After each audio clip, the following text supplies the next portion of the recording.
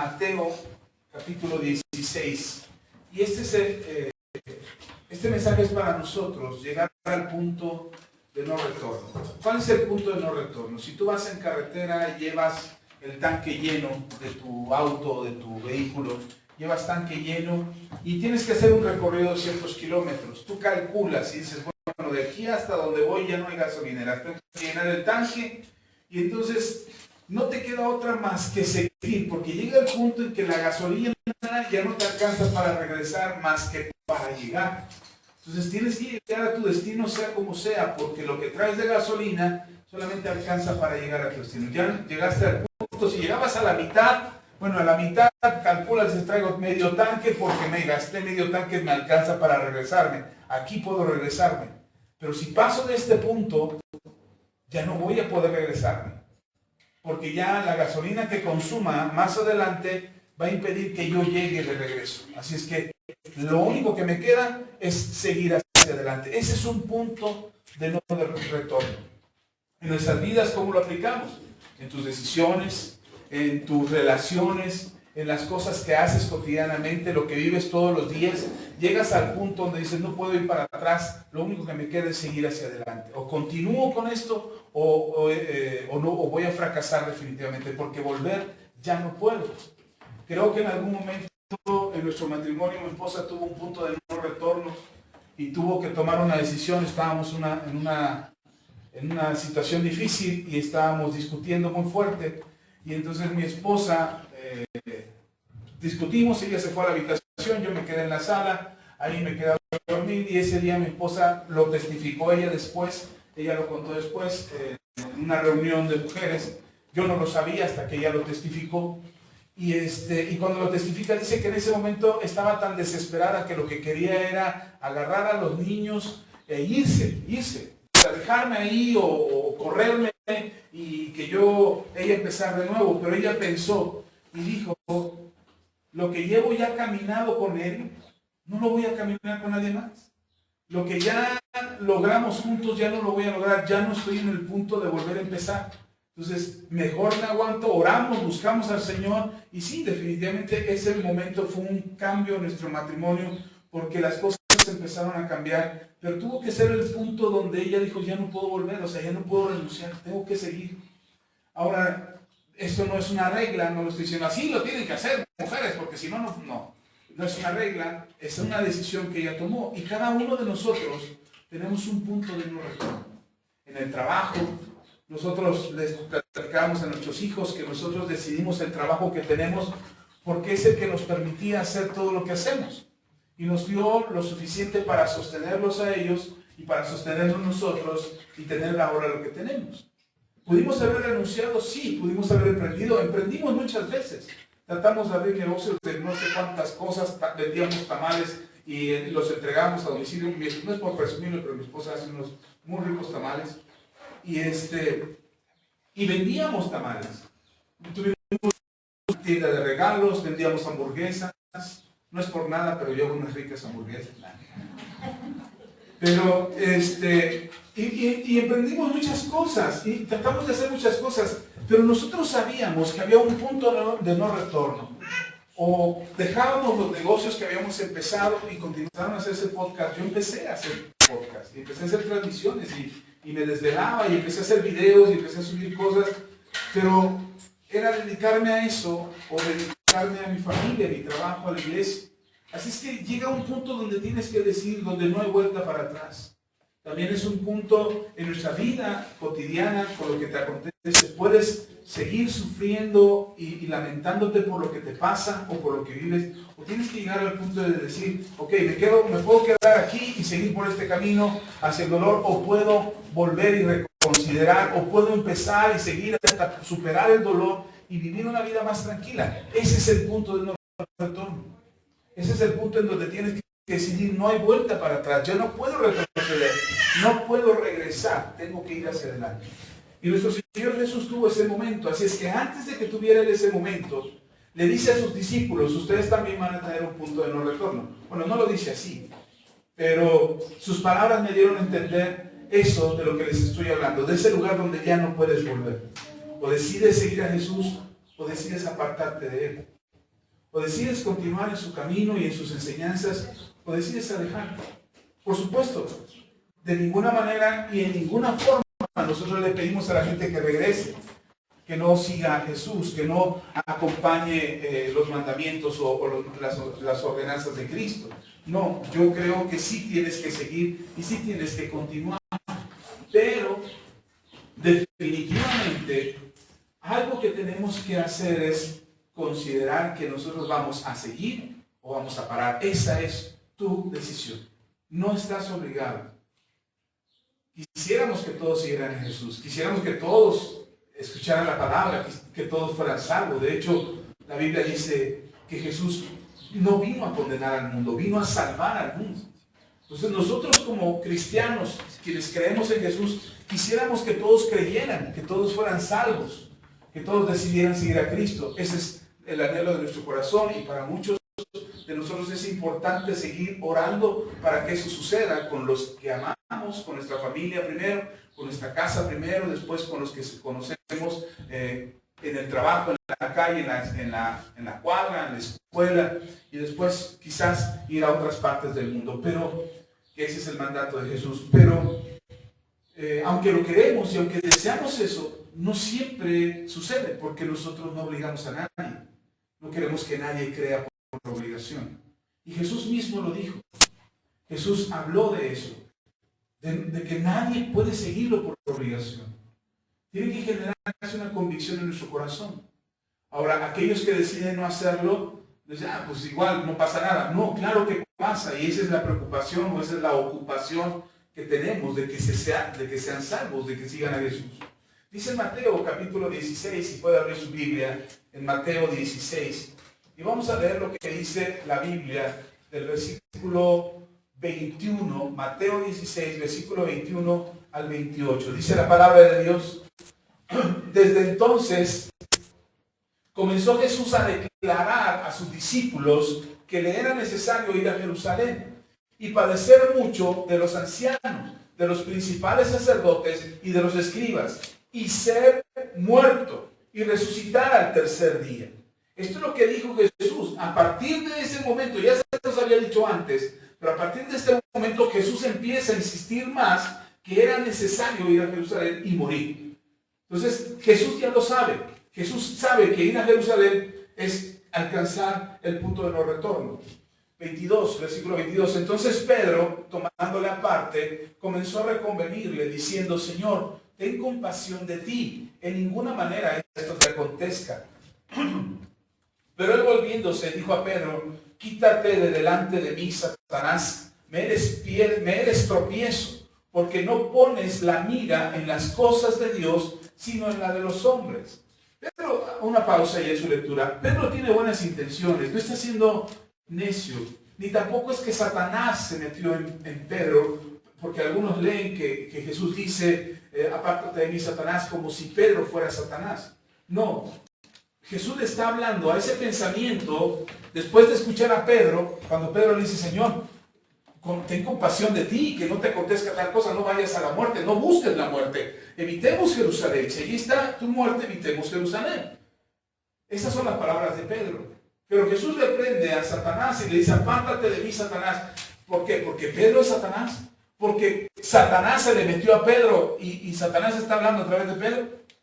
No, porque los pensamientos que ahora vienen a Jesús son: Pedro tiene razón. Pedro está en lo correcto, debería tener un poquito de compasión de mí. Siempre estoy pensando en los demás. Es tiempo de que piense en mí mismo. Siempre estoy ayudando a los demás. Es tiempo de que yo me ayude. Jesús está ahora, tiene una lucha en su interior, en su cabeza, porque no le pareció mala idea la de Pedro. Cuando Pedro le dice: no vayas a Jerusalén. Entonces, a quien está reprendiendo es a Satanás, que le está hablando a Jesús y diciéndole: tiene razón, Pedro, está en lo correcto, Pedro, escucha, Pedro, Pedro te quiere mucho, ¿cómo le vas a hacer esto a tus discípulos? ¿Por qué estás buscando tu muerte? O sea, toda esa lucha que está en el interior de Jesús, ahora Jesús dice: apártate de mí, Satanás. ¿Sí está conmigo? Entonces, no es que Pedro se haya convertido en Satanás. ni que Pedro sea Satanás, o que se le haya metido Satanás a Pedro. ¿Sí me explicó? La lucha que tiene Jesús es con ese pensamiento. Nosotros tenemos que salvar el alma, o que el Evangelio solamente tiene que ver con tu salvación en la vida eterna. No, el Evangelio tiene que ver con tu salvación en este tiempo. La Biblia dice claramente en el Evangelio de Juan, capítulo 10, versículo 10, que el ladrón no vino, el ladrón Satanás, no vino sino para robar, matar y destruir. ¿A qué vino? Matar y destruir. ¿Cuándo lo hace? ¿En la eternidad? No, él no puede, no tiene injerencia en la eternidad. Entonces, ¿dónde él roba, mata y quita y destruye? Aquí, en esta vida. Y en ese mismo versículo de Juan, capítulo 10, versículo 10, dice la palabra, hablando Jesús, abundancia. Entonces, dice Jesús, el que quiera salvar su vida, otra vez, el que quiera tener una buena vida, en esta vida, tome su cruz y sígame. El problema es que nos han enseñado a ver por nosotros mismos. Y nos cuesta mucho trabajo creerle a Jesús que si dejamos de ver por nosotros mismos y pensamos en lo que Él nos está diciendo, nos vamos a ver más beneficiados que perjudicados. Porque creemos que si vemos por los demás, como dice el apóstol Pablo en el libro de Filipenses, que consideremos a los demás como superiores a nosotros mismos, si nosotros vemos así, pareciera que vamos a perder y que somos unos fracasados o que somos ninguneados. Hermano, cuando tú lo haces por las intenciones correctas y por las razones correctas, vas a poder disfrutar de lo que Dios tiene para ti. Amén. Por eso el Señor Jesús dice: quien quiera venir en pos de mí, nieguese a sí mismo, tome su cruz y sígame. Porque todo el que quiera salvar su vida, dejarme, apartarte y perder tu vida, perder tu alma. Entonces Jesús pone en esta balanza donde nosotros nos toca elegir hacia dónde quieres que se haga la balanza de tu vida. Seguir a Jesús o no seguirlo. La lección grande que nos deja el Señor Jesús en la última semana cuando estuvo aquí en la tierra. Lo que conocemos como Semana Santa, que es esta que empieza hoy, que usted puede ver en la iglesia tradicional, para que la bendiga el sacerdote, tratando de recordar, montado en un pollino, de acuerdo, en un burrito, de acuerdo a lo que había sido profetizado ya años antes, cuando entra él, lo que hacían era contar o juntar a su ejército, y lo que contaban eran los hombres de a caballo. Era una manera de mostrar poder. El caballo, un hombre montado en caballo, un rey montado en caballo, mostraba autoridad, mostraba señorío. Pero Jesús no entra montado en un caballo. Jesús entra montado en un burrito, como una señal de autoridad, pero también de humildad. Jesús está mostrando desde el principio que no está buscando la gloria de los hombres. Y le dicen a Jesús, cuando la gente empieza a poner sus ramas, las ramas de los árboles, y sus túnicas en el piso para que Jesús entre montado en un caballo y camine sobre ello, se acercan los principales de la sinagoga, se acercan los sacerdotes, los escribas, los fariseos, se acercan y le dicen a Jesús: manda a esta multitud que deje de alabarte, que deje de cantarte, que deje de darte alabanzas. Eres un hombre normal, eres un hombre común y corriente. Pero el momento no era por la gente, ni era por lo que decían los religiosos de aquel entonces. El momento estaba señalando o estaba indicando que se estaba cumpliendo la profecía anunciada y que el que estaba entrando era el Rey de Reyes y Señor de Señores. Era el Rey de Israel. Y entonces, como el momento tenía que suceder, en algún momento de la historia en que Jesús estuviera en la tierra, Jesús tenía que ser reconocido por la tierra y por la nación de Israel como el Rey de Reyes. En ese momento que Jesús va entrando, la gente empieza a alabarlo y le dicen: cállalos. Y Jesús dice: aunque yo les callara a ellos, las piedras clamarían. Porque este es el momento del cumplimiento del principio de la profecía para darle salvación a Israel.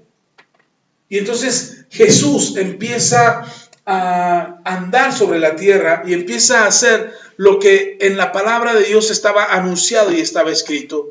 Los religiosos se enojan, la gente se molesta y empiezan a creer que ellos tienen el control, como si ellos dijeran: estamos en mi territorio, aquí mandamos nosotros.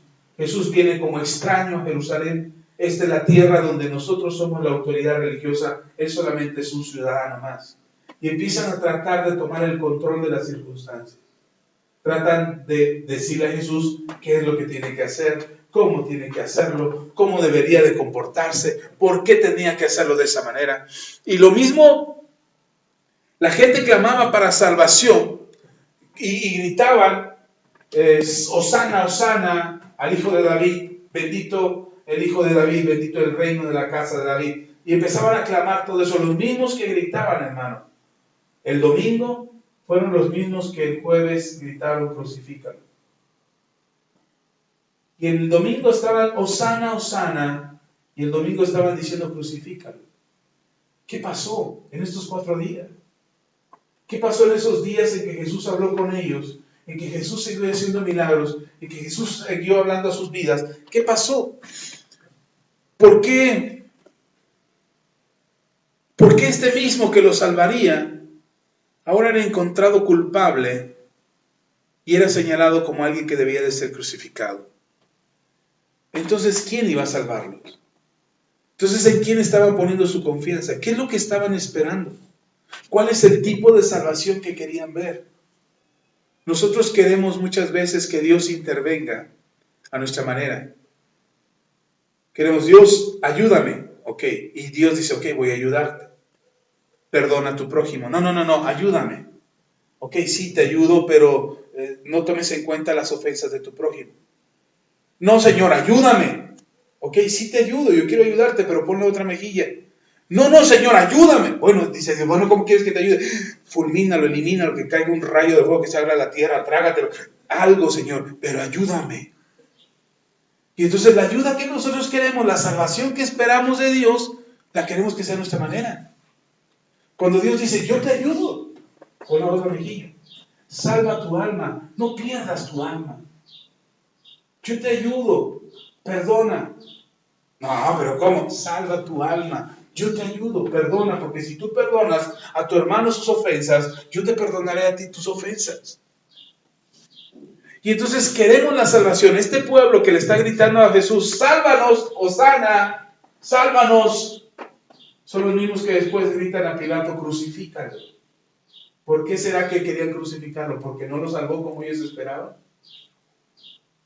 Y nosotros de la misma manera decimos: Dios no existe porque no nos ayudó de la manera que queríamos. No hizo lo que nosotros queríamos que hiciera, o de la manera que queríamos que lo hiciera. Y entonces, como no hizo o no, creemos que no escuchó nuestra oración y no nos dio la respuesta que esperábamos, creemos que mejor lo crucificamos. Decimos: Dios ya está muerto porque no hizo lo que yo quería. Y entonces esta misma multitud, por eso es importante que la Biblia nos enseñe la entrada de Jesús a Jerusalén con todo lo sobrenatural de Dios. Es importante que la Biblia nos lo enseñe, porque nos hace el contraste de esta misma multitud gritando Hosana a después gritando crucifícale, como un testimonio de aquello que nosotros hacemos en muchas ocasiones. Y nos es muy fácil volver, en lugar de continuar hasta el final, volver y decir: crucifícalo, no me interesa. No me interesa a Dios, no me interesa a Jesús, no lo quiero en mi vida, porque no hace las cosas como yo quiero, como si fuera un genio de la lámpara que está a nuestra disposición para concedernos nuestros deseos. Después de eso, ese es el primer día. De ahí leímos que se fue a una ciudad cercana a descansar, pero al otro día regresa. Lean conmigo en Mateo. No se fue de Jerusalén, seguía en la región de Jerusalén.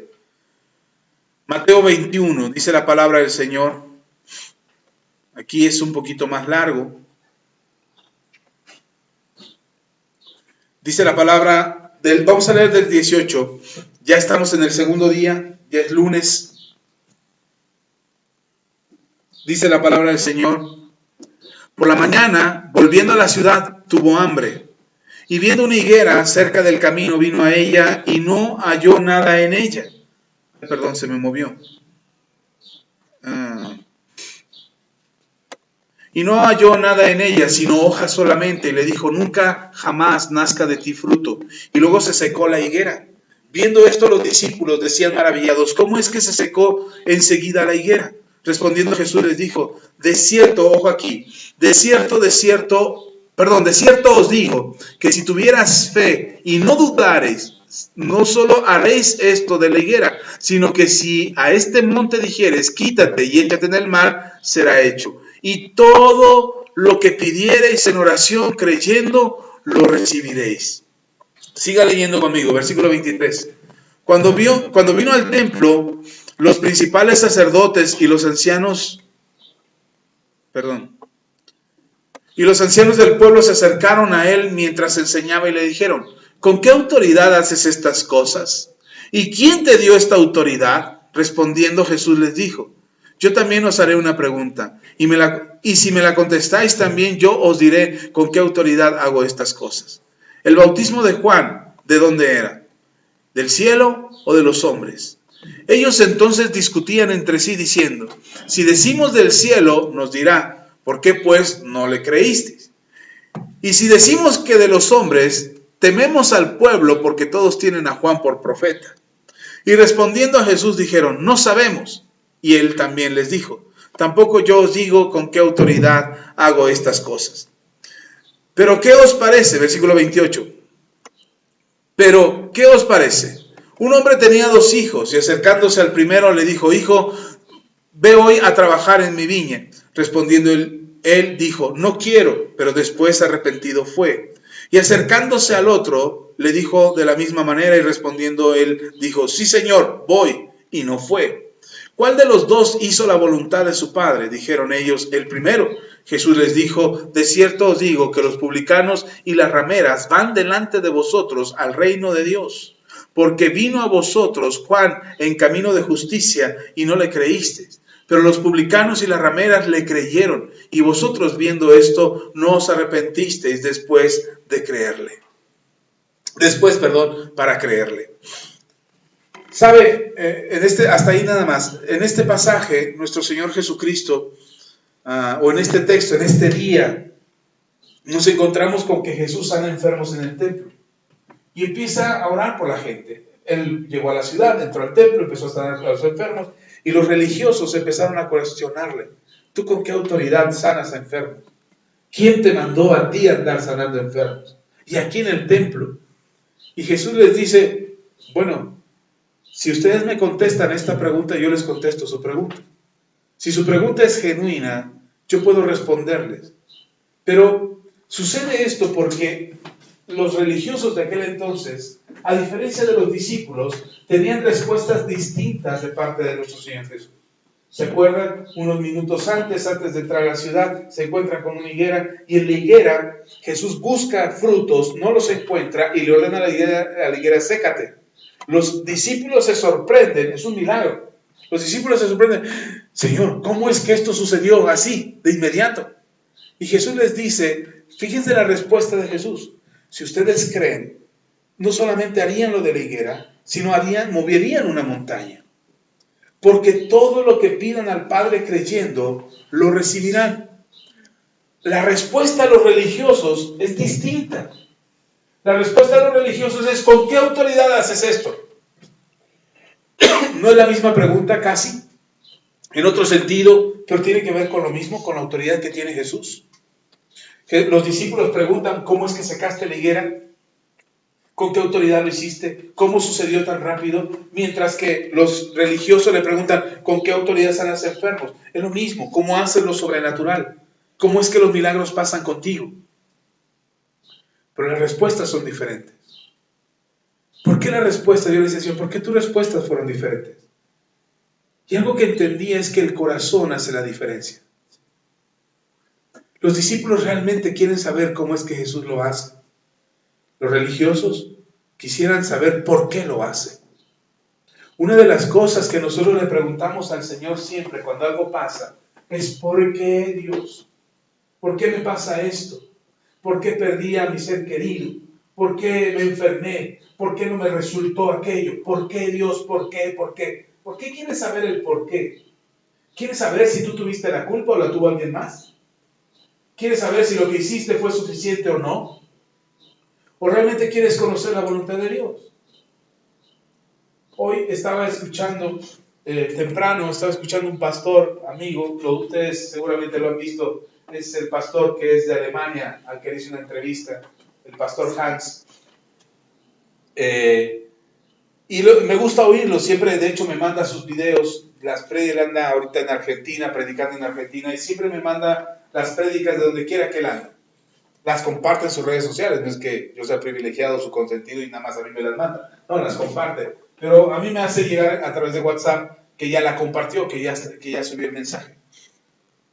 Y entonces estaba oyendo uno de sus mensajes en Argentina y dice, una de las cosas que me han preguntado a mí es por qué creo en Dios, o qué es lo que sostiene mi fe, cuál es la teología, la calvinista, la presbiteriana, la de John Wesley, o sea, cuál es la teología que sostiene mi fe, en qué creo.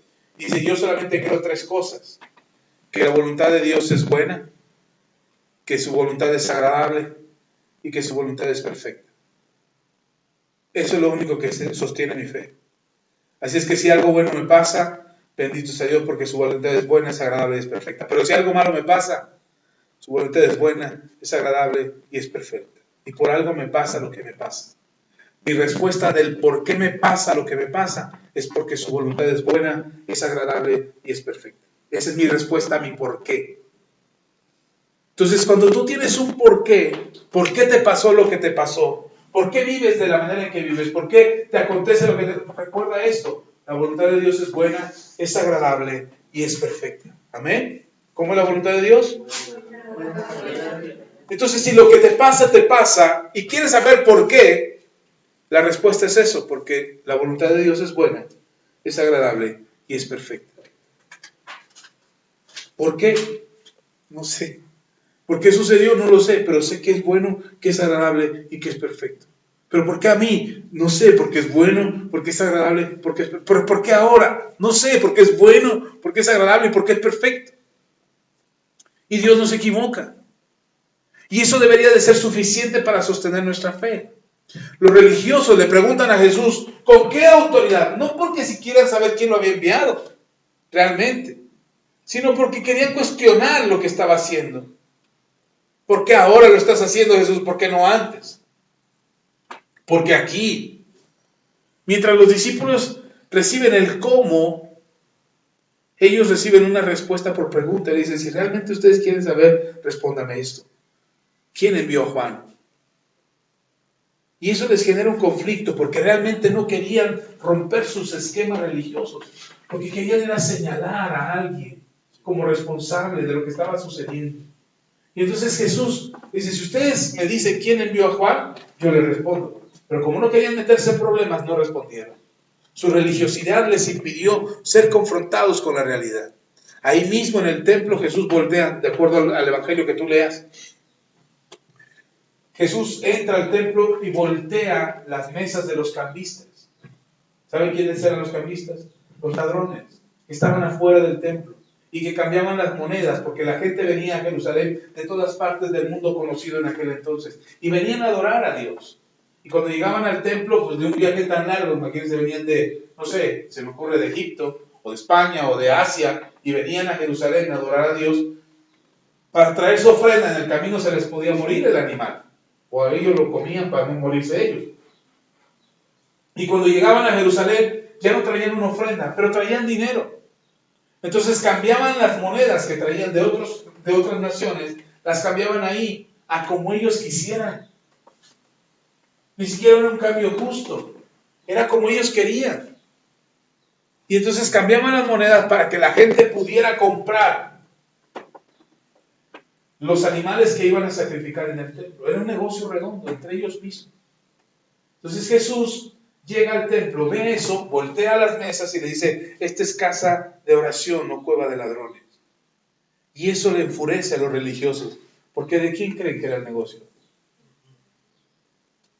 Si los religiosos Le hubieran dicho a eso mismo, porque ellos lo sabían. Les hubieran dicho a esta gente, ¿saben qué? No pueden estar aquí, hagan sus negocios afuera del templo. Pero ¿por qué no lo hicieron afuera del templo? ¿Por qué lo hacían adentro? ¿Y por qué los sacerdotes lo permitían? Entonces les enfurece, no les hubiera enfurecido si el negocio no fuera de ellos. Entonces les enfurece, o participaran de ese negocio. Les enfurece y se enojan con Jesús. Y en este momento empieza a ser confrontado Jesús en seguir o no seguir. Es aquí donde ya no puede volver atrás. Él pudo haberse quedado callado y no decir nada. Pero a partir de este momento es que los mismos religiosos quieren asesinarlo. Jesús entra a ese día al templo, hace milagros, se encuentra con la higuera, es confrontado con los religiosos. El siguiente día, ya ahora es martes.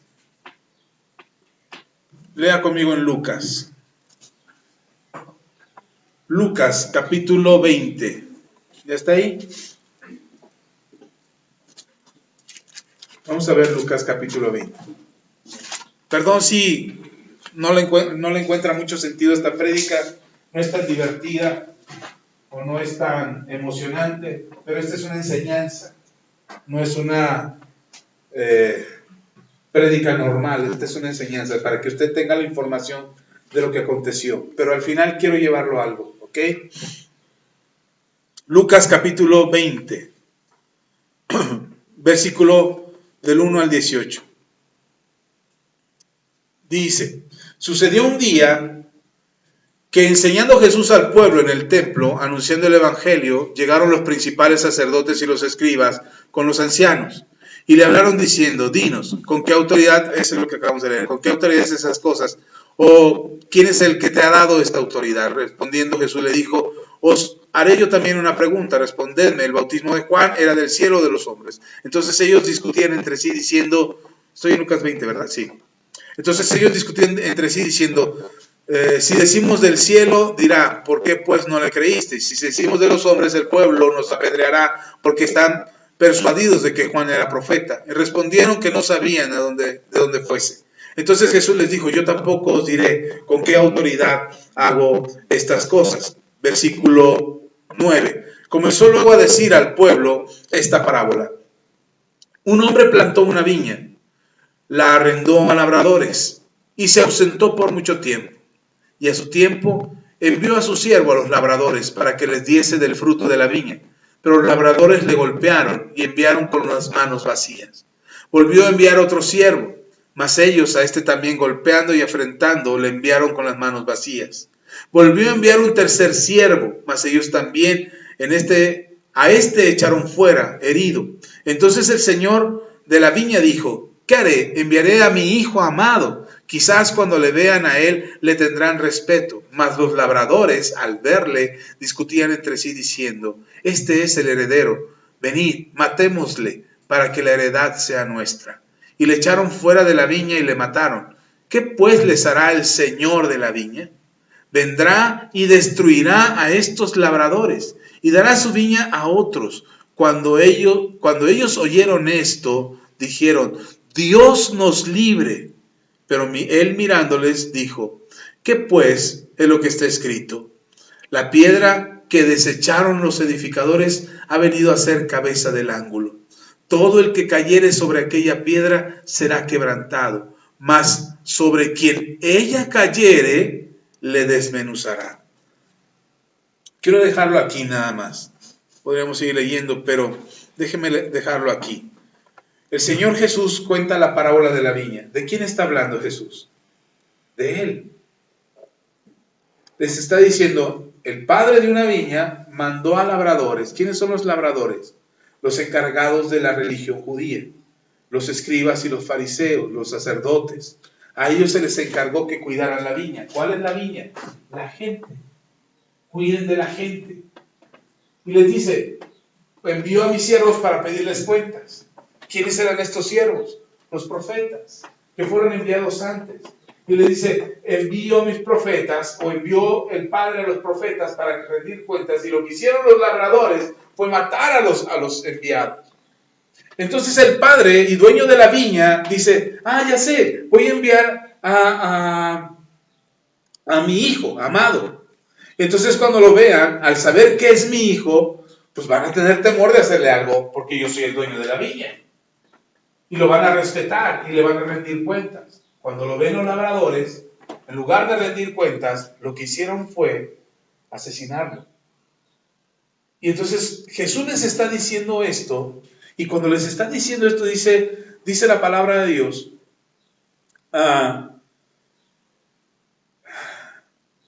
que ellos se enojan.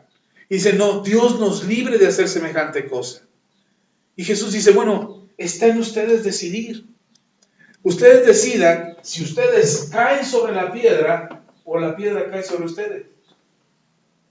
Porque si ustedes caen sobre la piedra, serán quebrantados, no muertos, no destruidos. Ustedes serán confrontados con lo que hicieron, con lo que dijeron, por cómo vivieron. Y entonces al quebrantarse, Dios los restaurará. Pero sobre los que caiga la piedra, serán destruidos. No hay forma de algo destruido lo pueda reparar, dice el Señor. Ya una vez destruido, ya no habrá vuelta atrás. Esta confrontación hacia los religiosos en aquel momento es un momento de decisión, donde ellos estaban teniendo la oportunidad. Yo he escuchado a gente que dice, ¿por qué Dios envió a Jesús y lo envió a los religiosos en aquel entonces? En lugar de ayudarlos, ¿por qué no les mostró como ellos querían, con gloria y poder, de una manera majestuosa, poderosa, para que los religiosos de aquel entonces entendieran que Él era el Hijo de Dios? ¿Por qué Jesús no lo hizo? ¿Por qué no se manifestó con poder a los suyos? Para que no lo rechazaran. ¿Por qué Jesús no salvó a los religiosos de aquel entonces? Porque una de las cosas que nosotros pensamos es que la única manera en que Dios va a hablar a nuestras vidas es así. Para que lo podamos creer, tiene que ser sobrenatural, tiene que ser sorprendente. Mira, hermano, Dios te habla a través de la sonrisa de un niño, si estás dispuesto a escucharlo.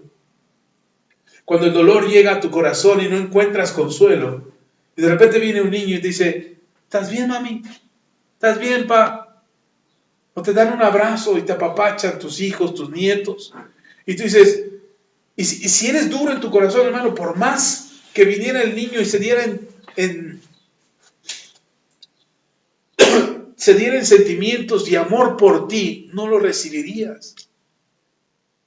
Aun cuando se te apareciera un ángel del cielo y te dijera, mira, aquí vengo de parte de Dios para consolarte, si tú no tienes la intención de ser restaurado, de ser quebrantado para ser restaurado, no te restauras.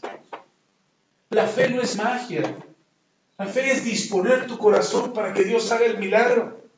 Es creer que puedes mover una montaña aunque la montaña siga en el mismo lugar. Es creer que Dios puede hacer algo sobrenatural por ti aunque todavía no lo veas. Eso es fe.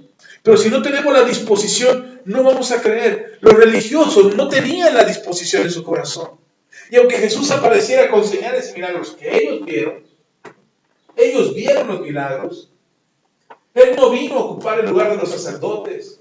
Cuando vinieron los 10 leprosos para que Jesús los sanara, Jesús los sana y les dice, vayan y preséntense con el sacerdote.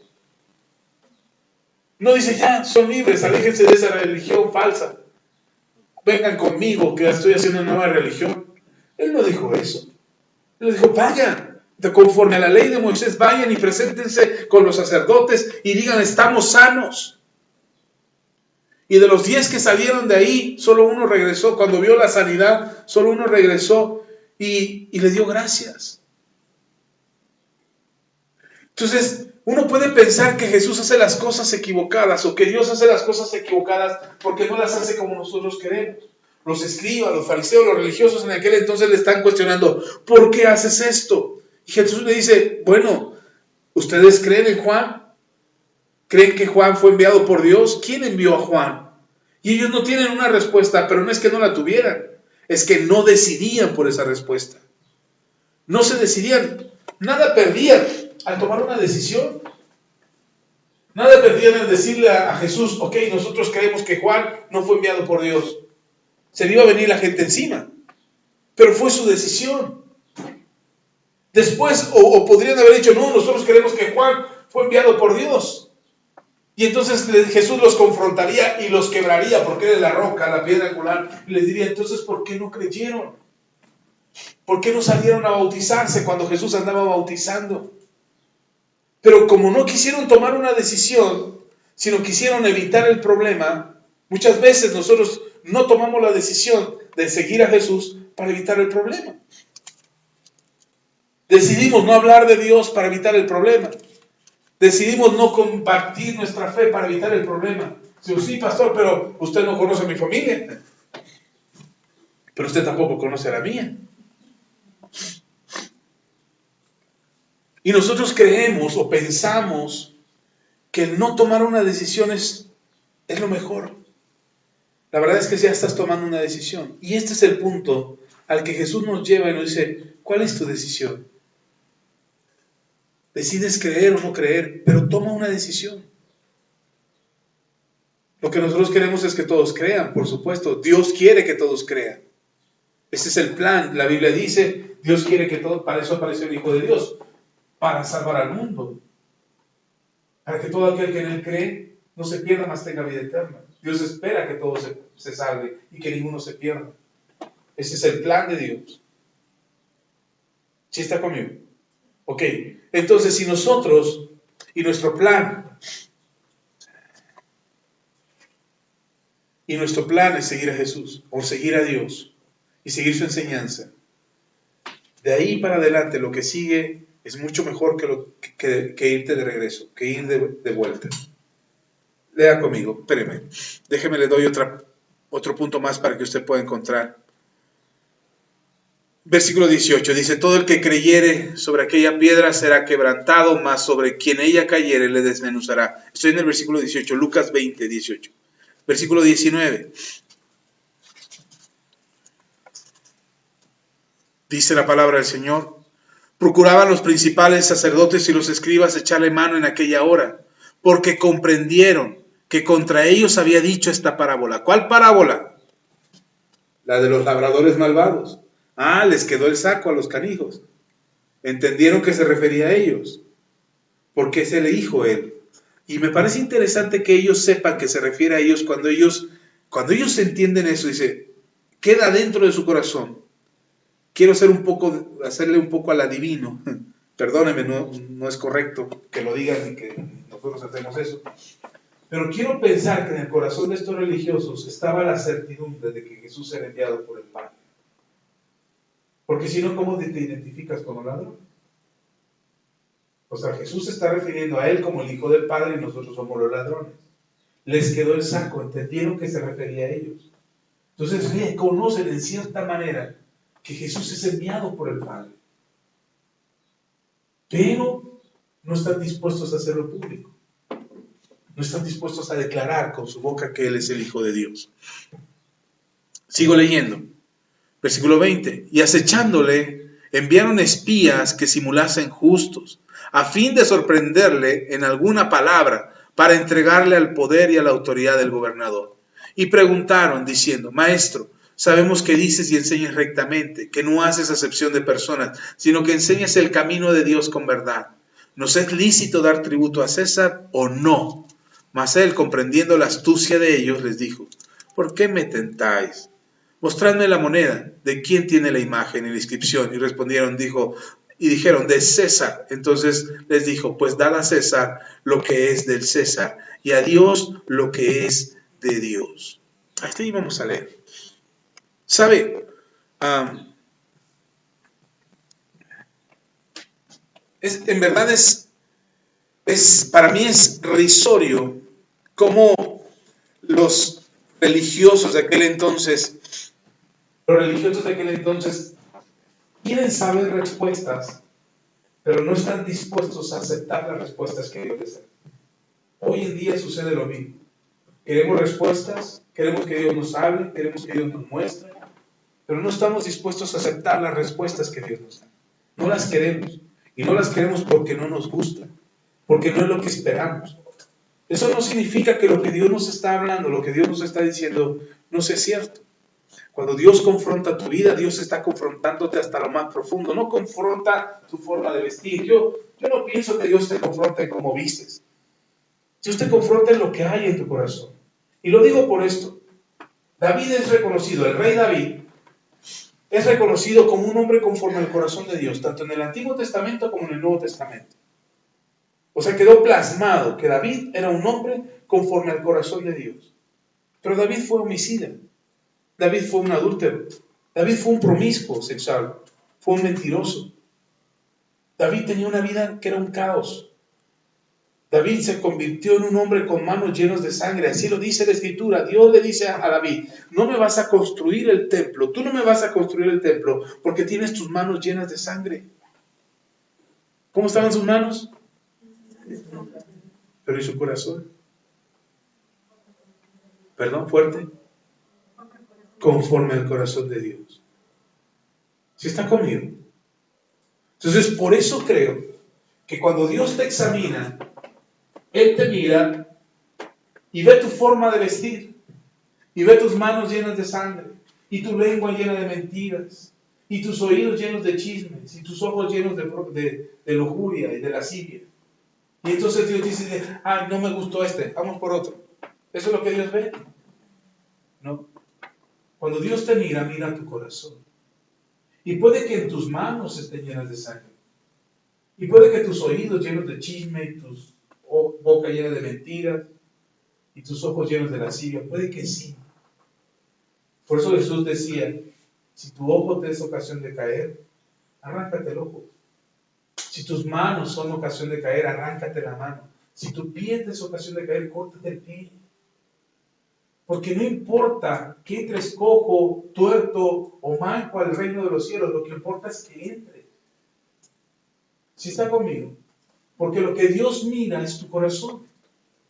Entonces nosotros cuidamos nuestro corazón. Por supuesto que una vez que tu corazón es transformado y lleno por la gracia y el favor de Dios, cuando tú le rindes tu vida a Jesús, por supuesto que empieza a cambiar tu exterior. Eso ni dudarlo. Empieza a cambiar tu actitud, empieza a cambiar tu comportamiento, tu manera de hablar.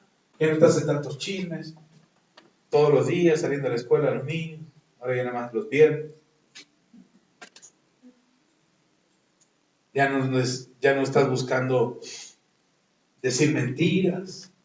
Ahora dicen mentiras blancas, dicen por ahí. Ya son mentiras piadosas, pastor.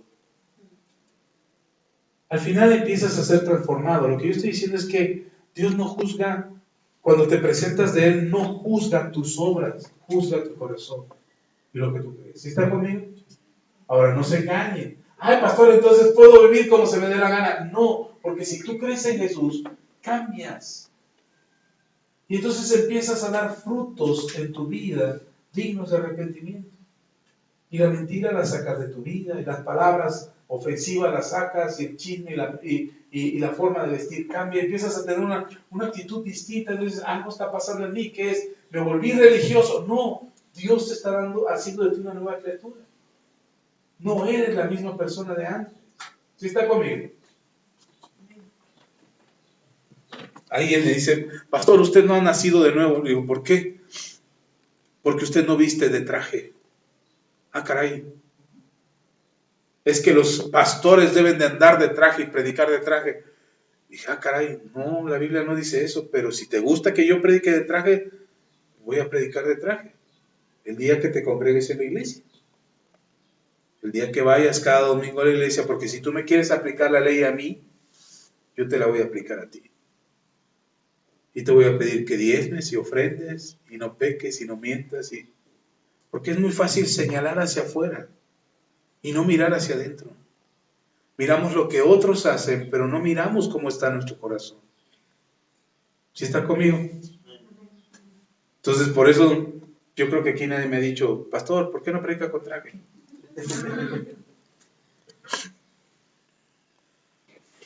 En este punto ya, en este momento ya no están, cuando se reúnen, miren, en Mateo, el Sanedrín se reúne, Mateo capítulo 1, versículo 5. Perdón que lo muevan en los textos de la Biblia, pero para que usted ubique dónde están las cosas y los acontecimientos. ¿Ok? Y aquí ya es otro día. Dice la palabra del Señor, Mateo 26, versículo 1. Cuando hubo acabado Jesús todas estas palabras, dijo a sus discípulos, sabéis que dentro de 2 días se celebra la Pascua, y el Hijo del Hombre será entregado para ser crucificado. Entonces los principales, versículo 3, entonces los principales sacerdotes, los escribas y los ancianos del pueblo se reunieron en el patio del sumo sacerdote llamado Caifás. ¿A dónde se reunieron? En el patio de la casa de Caifás. ¿Quiénes?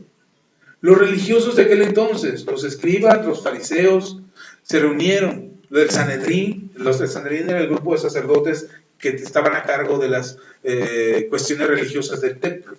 Bueno, se reúnen en la casa de uno de ellos. ¿Para qué se reunieron? Vamos a celebrar la Pascua, dijeron. ¿Verdad? Dice.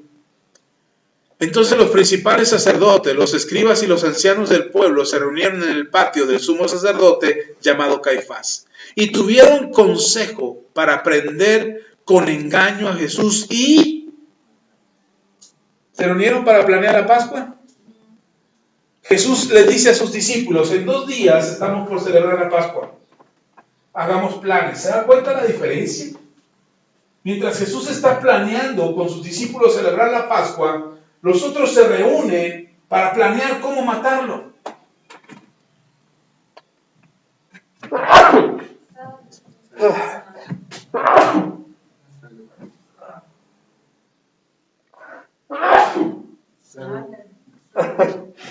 Ay, perdón. Se reúnen para planear cómo matarlo. A mí me llama la atención, de verdad, me llama la atención que mientras Jesús está planeando celebrar la tradición y transmitir uno de los mensajes más importantes para nosotros los que hemos creído en Jesús, los enemigos de Jesús están planeando cómo matarlo. La actitud refleja lo que hay en el corazón, hermano. Podemos venir vestidos de traje y corbata todos. Las mujeres con mangas hasta las mangas, mangas hasta los puños. Con mangas hasta los puños, nada más para ver si me estaba poniendo atención. Con faldas hasta los tobillos, pero están en nuestra cabeza maquinando cosas que van en contra de la voluntad de Dios. ¿Sí están conmigo? Ellos son los religiosos del momento, es la iglesia principal, son los sacerdotes de aquel entonces, y ellos están a cargo de enseñar al pueblo el amor y la misericordia de Dios. Olvídense de las tradiciones, si estaban equivocados, si lo tenían que hacer bien o no. Olvídense de la religiosidad. Ellos tenían una responsabilidad, mostrar con su actitud, con su comportamiento, lo que Dios había hecho en su corazón. Por eso la actitud de Jesús hacia sus discípulos es diferente.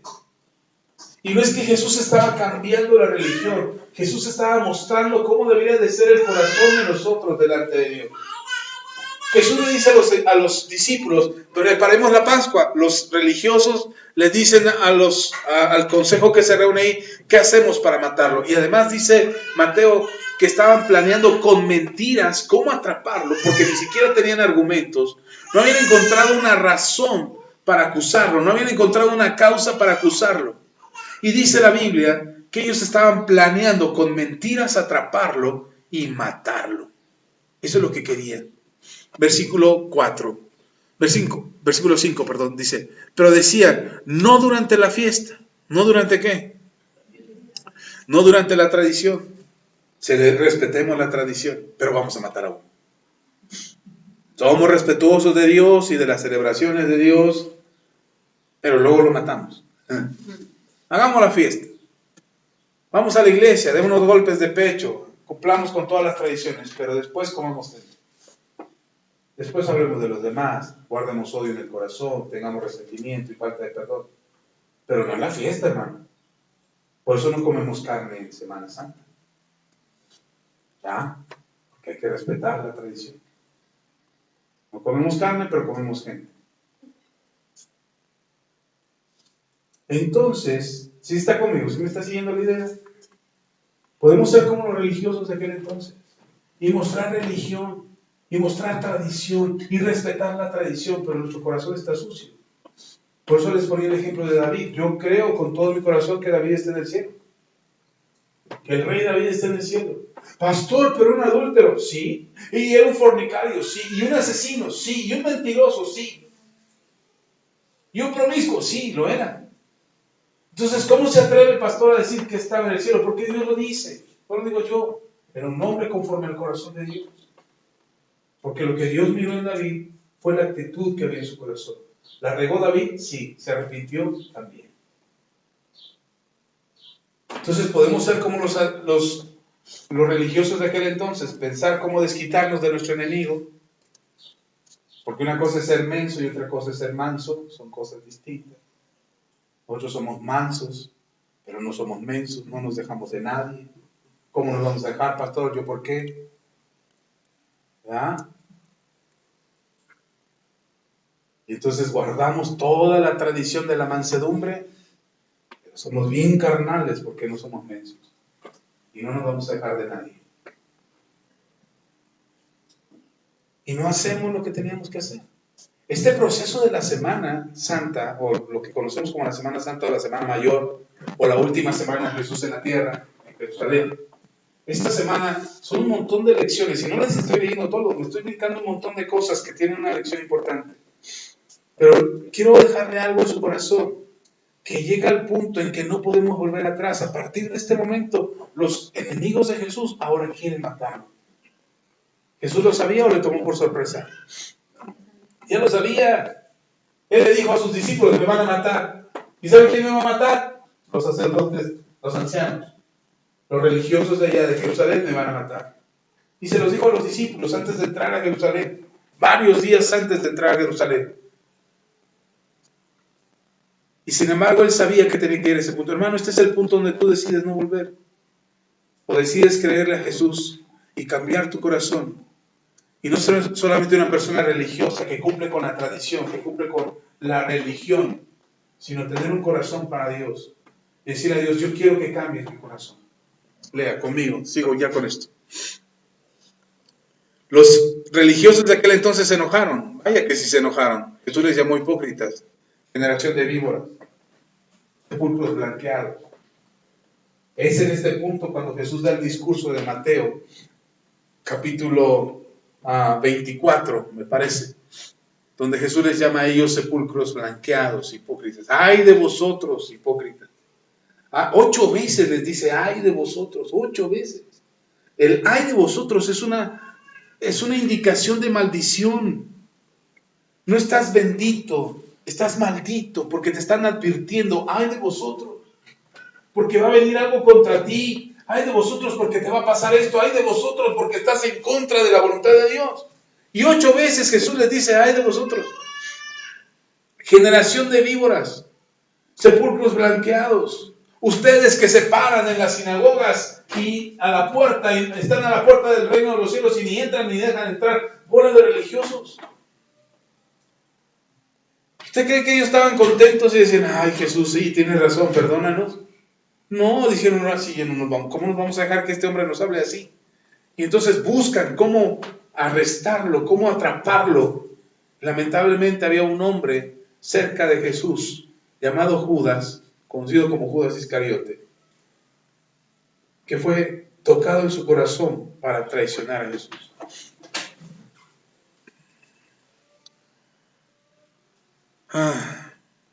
En este día, cuando habla con los religiosos de aquel entonces, antes de hablar con ellos, habla con sus discípulos. Y a estos religiosos les dice: ¡ay de vosotros! Pero a los discípulos les habla del final de los tiempos. Son 2 advertencias también. Así como hubo 2 respuestas diferentes, ahora hay 2 advertencias diferentes. Una advertencia es a los que creen en Él. Ellos le preguntan: maestro, ¿y cómo sabremos cuál es el final de los tiempos? Y Jesús empieza a decir: verán estas señales, hambres, pestes, guerras, rumores de guerra. ¿Se acuerdan de eso? Jesús advierte de eso. Mientras que a los otros, en lugar de advertir, le dice: ay de vosotros. También es una advertencia. Pero hay de vosotros porque están haciendo las cosas mal. A usted le dice: abusados. Pongan atención en esto. Estas serán las señales que verán. Esto será el testimonio que verán. Hasta que se predique este evangelio hasta el final de la tierra. Entonces el Hijo del Hombre volverá. ¿Sabe qué tan cerca estamos de eso? Gracias al Internet. Muchos cristianos hace 20 años decían, el Internet es del diablo. Hoy el Internet es la herramienta que usamos la mayoría de los cristianos para predicar el Evangelio. Y lo mandamos el Evangelio a otras partes del mundo. Me llegaron esta semana 2 mensajes, una hermana de Colombia y una hermana de Argentina. No las conozco. Dice, pastor, ¿cómo puedo hacer para conseguir sus materiales? Ahí están en YouTube. ¿Me pueden mandar el canal? Sí. Y empezaron a ver los videos y ahora los comparten ellos. ¿Yo qué me iba a imaginar que iban a estar compartiendo mis mensajes en Argentina? Y vaya que tengo amigos en Argentina. Pero el mensaje está llegando a todas partes, hermano, cada vez estamos más cerca de ese día. Y a los discípulos les dice, prepárense. Pero a los religiosos les dice, ay de vosotros. ¿Cómo no van a estar enojados los religiosos? Hermano, ¿de qué lado estás? Prepárate, o ay de vosotros. Una cosa más en Lucas capítulo 21. En este día, todavía estamos en este día, y ahí lo vamos a terminar. Esta reunión para matar a Jesús, donde se reúne el consejo del Sanedrín, de los sacerdotes y de los escribas, se reúnen para planear la muerte de Jesús y cómo atraparlo. Es sobre el principio del final de Jesús en la tierra, de esta última semana de Jesús en la tierra. Porque cuando ellos planean, Jesús sabe que le queda poco tiempo y tiene que aprovechar, porque cada circunstancia, o cada momento, cada paso, cada cosa que sucedía a su alrededor, Jesús lo tomaba para dar una lección. Ya son sus últimos momentos con sus discípulos. Son las últimas horas que está con ellos. Y les dice en Lucas 21, versículo 1, dice, levantando los ojos, vio a los ricos que echaban sus ofrendas en el arca de las ofrendas. Vio también a una viuda muy pobre. ¿Cómo era la viuda? Muy pobre, que echaba ahí 2 blancas. Y dijo, en verdad os digo, que esta viuda pobre echó más que todos, porque todos aquellos echaron para las ofrendas de Dios de lo que les sobra, mas esta de su pobreza echó todo el sustento que tenía. ¿Qué echó ella? Todo el sustento que tenía. Y yo creo que junto con el sustento, con las 2 moneditas, también echó la pobreza. Es todo lo que tengo, Señor. Solo me quedan 2 monedas y pobreza encima. Así es que agarró sus 2 monedas y las echó. Y con todas las monedas iba su pobreza. Versículo 5. Y a unos les hablaba en el templo, y a algunos les hablaba de que el templo estaba adornado de hermosas piedras y ofrendas votivas, dijo. En cuanto a estas cosas que veis, días vendrán que no quedará piedra sobre piedra que no sea destruida. Está hablando del templo, hermano, está en el templo. Y él aprovecha la oportunidad de ver una viejecita, una viuda, bueno, no sé si era viejecita, pero era una viuda, que se acerca y da 2 monedas. Esas 2 monedas es como si tú en el templo dieras 2 monedas de 5 pesos. Y llegas y das tus 2 monedas, pero además esas 2 monedas de 5 pesos es todo lo que te queda, no tienes más, no te queda nada. Ya es todo lo que te quedó y llegas al templo y dices, bueno, ¿puedo comprarme un taco? O puedo comprarme 5 pesos de tortillas y 5 pesos de sal, o 5 pesos de chile, y hacerme unos tacos de chile, o unos tacos de sal, y con eso es todo lo que tengo. Bien, puedes hacer eso. O la viuda dice, no, o puedo dárselo al Señor. Y decirle a Dios, esto es todo lo que tengo, Señor. Lo interesante de esto es que Jesús hace la mención de esta anciana, otra vez pónganse, de esta viuda, hace la mención, y Jesús dice, ella dio más. No por los 10 pesos que dio, estoy parafraseando el texto, no quiere decir que dio 10 pesos, si hacemos un equivalente no serían 10 pesos, sería un poquito más. Pero Jesús dice, esta mujer dio más que los ricos, que daban mucho, pero dio más porque dio todo lo que tenía. Y podríamos usar este texto, como muchos pastores lo hemos usado, podríamos hablar de este texto acerca de dar a Dios. Normalmente lo usamos para ejemplificar a través de esta viuda que dio generosamente. Y usamos las palabras de Pablo cuando Pablo habla y dice que no demos ni con tristeza ni por necesidad, porque Dios ama al dador alegre. Y podríamos usar este texto para referirnos al momento de dar tu ofrenda. Pero hermano, es todo. Es en todo. Respecto a Dios se refiere a todo. En tu vida, en tu tiempo, en tu familia, en tus finanzas, en tu salud. ¿Qué es lo que le damos a Dios? ¿Lo que nos sobra o todo lo que tenemos? Mi esposa y yo tomamos una decisión hace muchos años. Le dijimos a Dios, Señor, todo lo que tenemos es tuyo. Dispón de Él como tú quieras. Y Dios ha dispuesto de lo que tenemos, que es de Él, nosotros solamente lo administramos. Y Dios ha dispuesto de lo que tenemos como Él quiere. Y de lo que tenemos de repente le damos a alguien y cubrimos la necesidad de alguien, cubrimos la necesidad del templo, ayudamos y cubrimos algunas cosas, visitamos a las familias, hacemos cosas de lo que nosotros tenemos. Si usted, hermano, me pregunta, pastor, ¿y cómo le hace para hacer todo lo que hace con la ofrenda que se recoge? No, la ofrenda, se los he dicho aquí muchas veces, la ofrenda que recogemos se va directamente a la renta. No lo ocupamos para la renta, para eso nos alcanza. No nos alcanza para otra cosa. Estamos por tener el Festival de los Niños este mes y no vamos a tomar de la ofrenda porque no tenemos para eso. Pero les vamos a hacer un festival a los niños. Estamos haciendo unos mopeds, no tomamos de la ofrenda para hacer esos mopeds. Lo pusimos nosotros y a lo mejor por eso vamos lentos, porque de repente nos falta material y hay que esperarse un poquito para completar y comprar el material que falta. Porque le dijimos en un momento a Dios, Señor, todo lo que tenemos, ¿cuánto? Todo, no lo que nos sobra. Todo lo que tenemos es tuyo. Así es que hemos empezado a ver, de unos años para acá, que lo que tenemos nos alcanza para lo que Dios nos ha permitido. Y nos alcanza para comer, vestir, calzar, darles estudio a nuestros hijos. Nos alcanza, estamos planeando tener unos 2 días de vacaciones. Hermanos, si yo estoy esperando que la iglesia me dé vacaciones, híjole, voy a ser viejito y no voy a tener vacaciones nunca. Bueno, ya estoy viejito, pero no voy a tener vacaciones nunca. Pero Dios nos ha dado y nosotros le dijimos a Dios, Señor, lo que tenemos es tuyo. Me hablan el otro día, pues se los conté, me habló un pastor de Chiapas, me dice, pastor, ¿puedes ir a ministrar a un sepelio? A un velorio, perdón. Falleció un hermano que era mi discípulo, falleció allá en la Ciudad de México y lo van a velar allá y lo van a sepultar allá. No puedo ir de Chiapas a México, ¿puedes ir tú? Sí, hermano, adelante, ¿cómo no? Oye, pero no tengo para darte una ofrenda. Pues no me hubieras dicho desde el principio y te digo que no. Pero no, claro, adelante, no te preocupes. Yo voy, le dice, ¿conoces algún pastor en la zona? Pues me hablé a los pastores que conozco, ninguno podía. Uno sí me dijo, ¿y pastor, hay ofrenda? Y dije, no hay.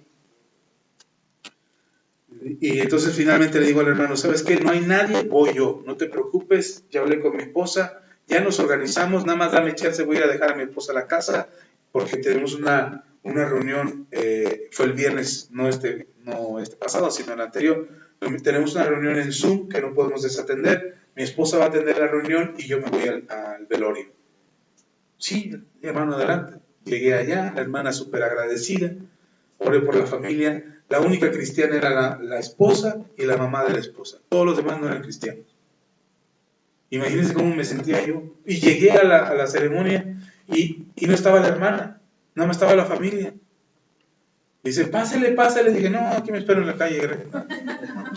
Me subo a la camioneta que me encierro. No es cierto. No, pasé y estuve con ellos y después di una palabra y ellos recibieron a Jesús en su corazón. Oré por ellos, los bendije, terminaron llorando, agradecidos.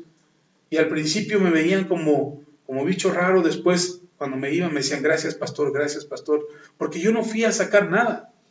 Y nosotros dispusimos de nuestro tiempo, de nuestro dinero, para poder estar ahí. Me han hablado a las 2 de la mañana, pastor, ¿puede orar por mí? Sí, ahorita, mañana no, ahorita. Mira, nada más deja orar para que no te mueras de aquí a mañana que despierte. Hay un joven que me escribe de tiempo en tiempo y me dice, pastor, ¿tiene tiempo? Le digo, no, pero dime. ¿Puedo hablar con usted? Claro, dime, ¿qué necesita? Mire, esto, y me cuenta. le respondo ya, gracias pastor, porque mi tiempo, toda mi vida, mis recursos, mi casa, mi familia, todo es de Dios. Así como la viuda le fue delante de Dios y le dijo, Dios, esto es todo lo que tengo. Así yo decido decirle a Dios, todo lo que tengo es tuyo. Y estoy agradecido porque Dios no me quita todo. Me deja tiempo para dormir, me deja tiempo para descansar, me deja tiempo para hacer mi trabajo, me deja tiempo para preparar un mensaje y venir con ustedes. Me da tiempo de salir con mi familia y estar con ellos.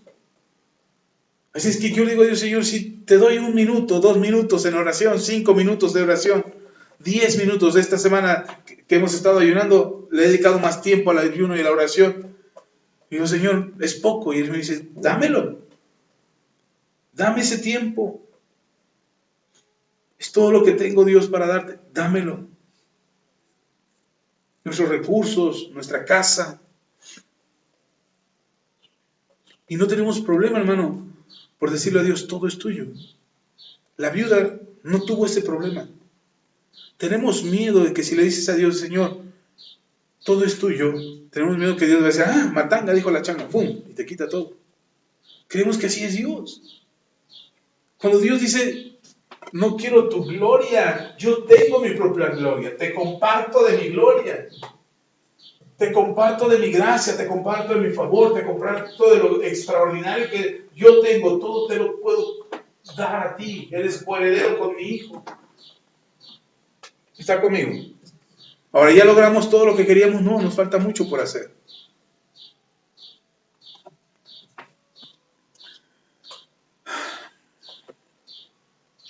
Jesús les comparte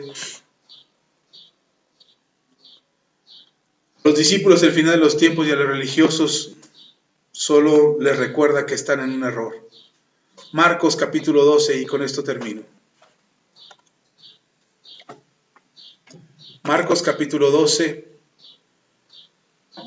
versículo 28.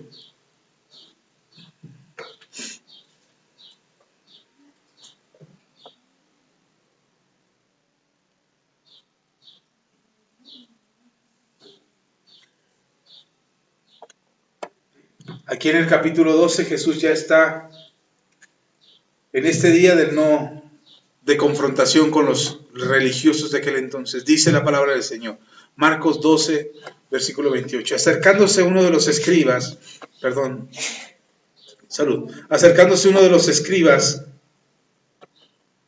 que los había oído disputar, sabía que les había respondido bien.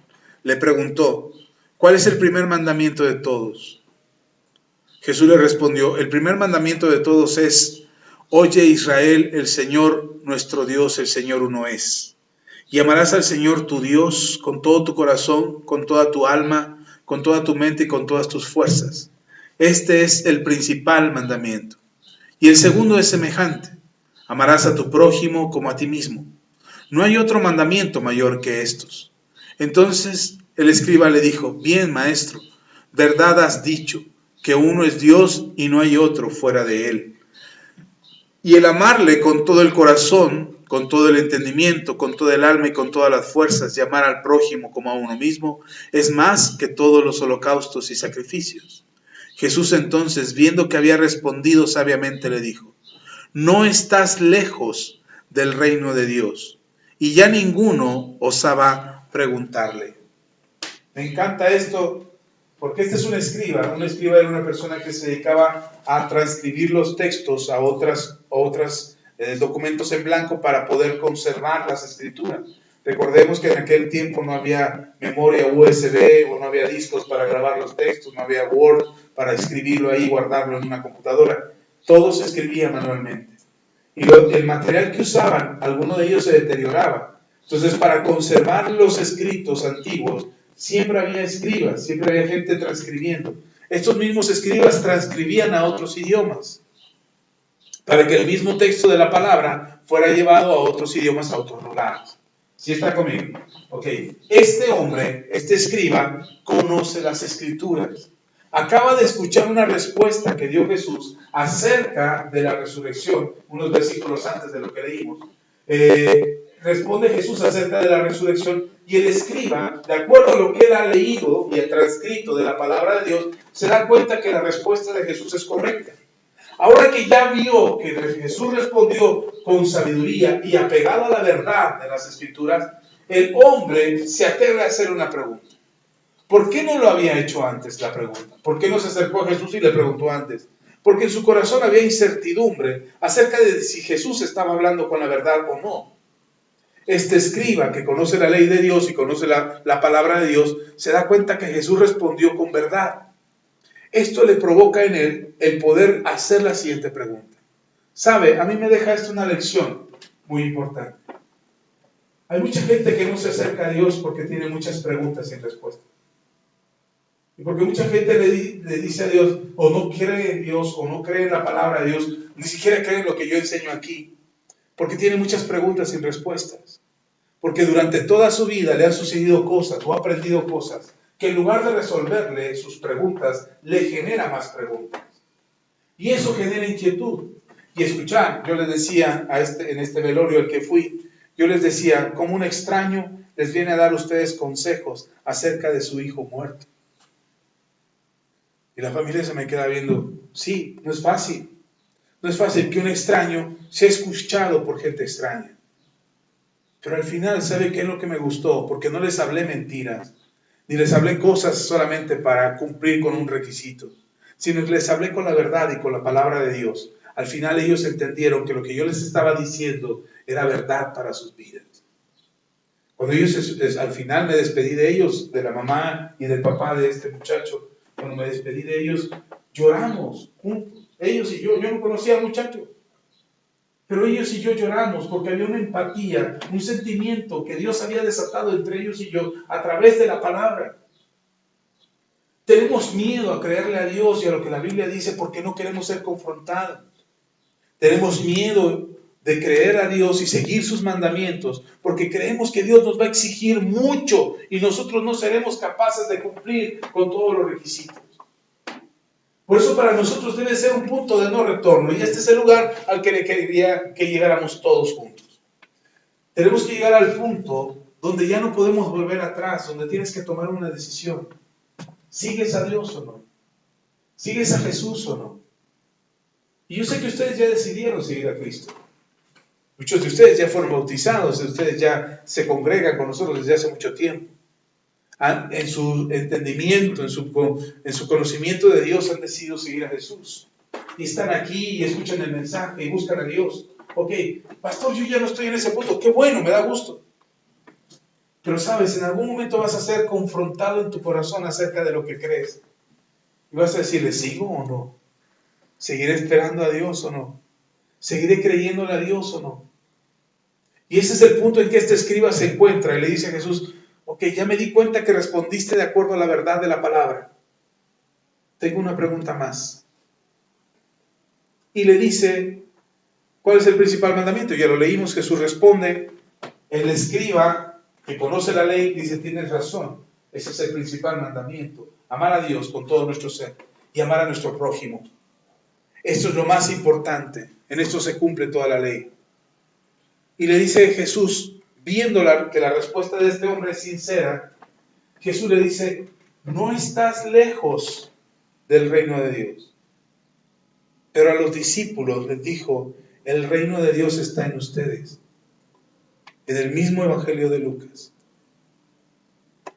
Ojo aquí, un hombre que conoce la ley, que conoce la Escritura, no está lejos del reino de Dios porque sabe lo que en él está escrito, pero no está siguiendo a Jesús. Mientras los discípulos quizás no sepan todo lo que está escrito en la palabra, pero decidieron seguir a Jesús. Entonces Jesús le dice a los discípulos, el reino de Dios está en ustedes, y a este hombre religioso que conoce las Escrituras, le dice, está cerca del reino de Dios. ¿Hay una diferencia o no? No es lo mismo, te llevo a la playa, te invito un coco, te pongo ahí una palapa, una silla, ahí en la playa, te pongo el coco ahí, te bajo del carro y te digo, mira, esta es la playa, vámonos. Te subo al carro y nos vamos. Y todo lo que tenías para disfrutar no lo disfrutaste nunca, porque nunca entraste a la playa, nunca te sentaste en la silla, no disfrutaste tu coco ni te metiste al mar. No es lo mismo, sí. Hay quienes dicen que creen en Dios, pero no están participando del reino de los cielos. Hermano, la invitación de Jesús es a no volver, a tomar esta decisión de seguir hacia adelante y alcanzar tu propósito. Jesús sabía que después de esto le seguía la muerte en la cruz. Y no regresó, siguió. Aún en el Getsemaní, cuando estaba orando, no se haga mi voluntad sino la tuya, no estaba haciendo su voluntad, estaba buscando que la voluntad de Dios hiciera, porque sabía que tenía que morir en la cruz. Cuando le dijo a Pedro, apártate de mí, Satanás, no estaba renunciando a su destino en la cruz. Lo que estaba haciendo era luchar con Satanás, que quería hacerlo volver. Hermano, ¿cuántas veces hemos sentido que tenemos que volver? Que no está bien, que pues sí está bien ser cristiano, pero pues no para tanto, pastor, no exagere. Está bien creer en Jesús, pero pues no mucho. O sea, no todos los domingos. Nada más cuando se pueda, ¿no? Y entre semana cuando lo necesite. El punto de no retorno es tomar la decisión de lo que empezamos leyendo cuando Jesús dice en Mateo, el que quiera ser mi discípulo, tome su cruz y sígame. Ese es el punto de no retorno. Podríamos hablar de todo lo que Jesús hizo en esta primera semana, pero creo que lo que más sobresale de esta semana es su arresto, su crucifixión, su muerte y su resurrección. Esto que les menciono es para que vean que Jesús no entró a Jerusalén de vacaciones. Entró a encontrarse con su destino y llegar al punto donde no podía volver atrás.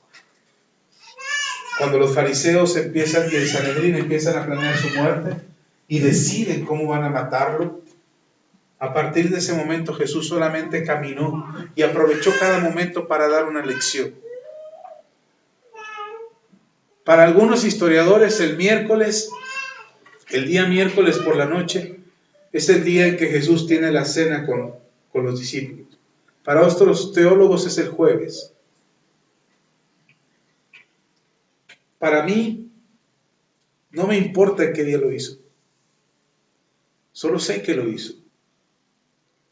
Y si el miércoles fue el día en que Jesús tuvo la cena con los discípulos, porque ya el jueves fue cuando fue arrestado y fue llevado al juicio ante Pilatos, ante Herodes, ante el Sanedrín, en la madrugada, y porque todo sucedió a escondidas, que lo vamos a ver dentro de 8 días.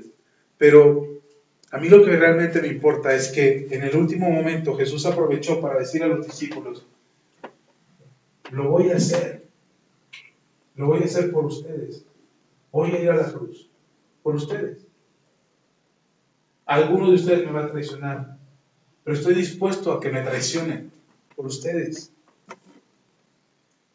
El sacrificio de Jesús, lo único que me ha dejado a mí en todos estos años es poder entender que nada de lo que yo haga es suficiente. Amén. Que Él ya lo hizo todo. Vamos a orar, déjeme orar por usted. Cierre sus ojos por un momento.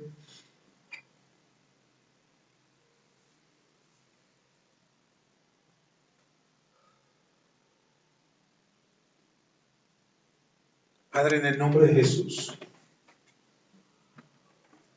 agradecemos tu palabra, tu amor y tu misericordia, agradecemos tu bondad. Agradecemos, Señor, que estés con nosotros aquí. Pero sobre todo, Señor, agradezco que tú tengas a bien bendecir la vida de mis hermanos y de mis hermanas, y que tu palabra abunde profundamente en su corazón. Hemos decidido seguirte, pero de repente nos encontramos pensamientos, ideas que nos dicen, no, yo no quiero seguir esta religión, yo no quiero ser cristiano evangélico, yo no quiero ser discípulo de Jesús, yo no quiero esta vida. Señor Jesús, no estamos aquí por casualidad. Habla a tu corazón, habla desde tu corazón a tu pueblo. Habla, Señor, a su vida, a tu iglesia, y que cada uno, Señor, pueda recibir tu palabra en lo más profundo de su corazón y ser transformados para la gloria de tu nombre. Señor, que esta semana sea tiempo para meditar, reflexionar acerca de lo que tú hiciste, acerca de lo que quisiste hacer, y que nos da a nosotros la oportunidad de decidir si queremos seguir o no, si queremos continuar en tu voluntad, siguiendo tu nombre, creyendo en ti, aceptando tu paz, llenándonos de tu favor y comprendiendo, Señor, que tenemos que amarte con todo nuestro ser, nuestro espíritu, alma y cuerpo, y amar a nuestro prójimo como nosotros mismos. Señor, toca el corazón de cada uno, en el nombre de Cristo Jesús. Amén y amén. Hagamos una oración, ¿vale? Déjeme. Yo no sé qué tenga planeado usted esta semana, si se va de vacaciones, si va a descansar, a trabajar, no sé. Nosotros vamos a trabajar, tenemos que trabajar todavía en estos días y no sé qué vaya a hacer, pero déjeme hacer una oración. Nosotros tenemos pensado ayunar lunes, martes y miércoles, no los 3 días. Estamos convocando a que cualquiera de estos 3 días tú puedas ayunar, el lunes, el martes o el miércoles, el día que quieras. Si puedes ayunar los 3 días, hazlo. Si puedes 2, pero quiero orar para que esta semana la gente practica la religión, se acerca a su religión, busca en su religión, sigue sus tradiciones. La televisión te van a bombardear con todas las películas de Jesús, todas las series de Jesús, las brasileñas, las coreanas, vas a ver todas las series de Jesús en televisión, ahí van a estar. Pero quiero que aproveches esta semana para meditar acerca de lo que Jesús quiere para ti. El próximo domingo estaremos hablando de la Pascua, no de la crucifixión y la resurrección. Bueno, sí, pero lo que celebramos es la Pascua, es la celebración judía. Nosotros no somos judíos, pero aquí celebramos la Pascua. Y recordamos lo que Jesús hizo en la cruz en cumplimiento de la Pascua. Amén. Pero dentro de 8 días vamos a orar por ti, por tu bendición, por tu sanidad, por tu restauración, por tu familia, por tus hijos, por tu matrimonio. Vamos a estar orando por muchas cosas y vamos a traer una ofrenda al Señor. Pero aproveche esta semana, mi invitación es que aproveches esta semana, y esta oración quiero que hagas conmigo. Aproveche esta semana para meditar y decirle al Señor, Señor, ¿qué quieres que pase en mi vida? Tu voluntad es buena, agradable y es perfecta. ¿Qué quieres que pase en mi vida? Esta semana háblame, enséñame dónde tengo que estar, qué tengo que hacer, cómo puedo sanar mi corazón, cómo puedo ser restaurado, cómo puedo ayudar a mi prójimo, cómo puedo bendecir mi casa, cuál es el trabajo que quieres para mí. Entonces, si tú quieres esto en tu vida, déjame hacer esta oración. No es para todos, no es una obligación, es si tú quieres. Y ese es el punto de no retorno, porque es donde Dios te va a llevar, a decir, este es el camino que quiero que sigas.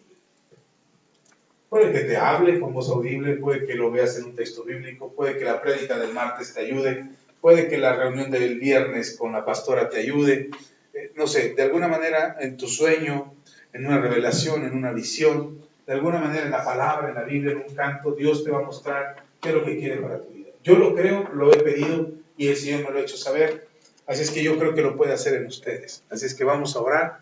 Y si tú quieres, ahí donde estás, solo levanta tu mano derecha, si puedes levantar la mano derecha, pero sí repite conmigo esta oración. Y dile a Jesús, Señor Jesús, háblame esta semana. Mientras el mundo celebra y mientras el mundo sigue sus tradiciones, yo te pido en el nombre de Jesús que hables a mi vida y me lleves al punto de no retorno. No quiero volver, no quiero ir atrás. Ven a mi vida y llena mi vida. Muéstrame el camino, restáurame, sáname, bendíceme, Señor, en el nombre de Jesús. Amén y amén. Ahora el consejo, para completar el consejo, no pase mucho tiempo viendo televisión. Si estás esperando que Dios te hable, es que si me habla a través de la novela que estoy viendo. No veas mucha televisión. Ve, no te estoy diciendo no veas, ni te estoy diciendo, es del diablo. No. Ve, pero si vas a ver televisión, mi consejo es, el mismo tiempo que le dediques a la tele, dedícaselo al Señor. En oración, en lectura de la Biblia, en ayudar al prójimo, en escuchar las prédicas de aquí de la iglesia. Esta semana voy a subir más prédicas durante la semana, pero busca a Dios y yo sé que Dios te va a hablar. Amén. Y una vez que sientas en tu corazón que Dios te habló, escríbelo, porque somos bien olvidadizos, tenemos memoria de teflón. Escríbelo y anótalo y deja que Dios te hable. Amén. Dios les bendiga. Vamos a orar. Déjeme orar por usted. Padre, gracias. Bendigo a tu iglesia.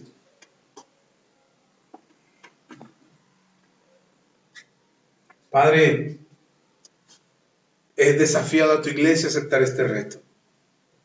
Y lo han aceptado, Señor. Están dispuestos. Señor, habla, por favor. Habla a tu iglesia. En el nombre de Jesús. Habla, Señor, y manifiéstate a tu iglesia con poder y gloria. Obrando, Señor, en tu misericordia sobre sus vidas.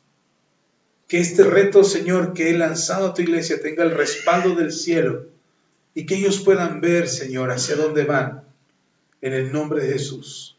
A ti la gloria, a ti la honra y la alabanza. Amén y amén. Amén.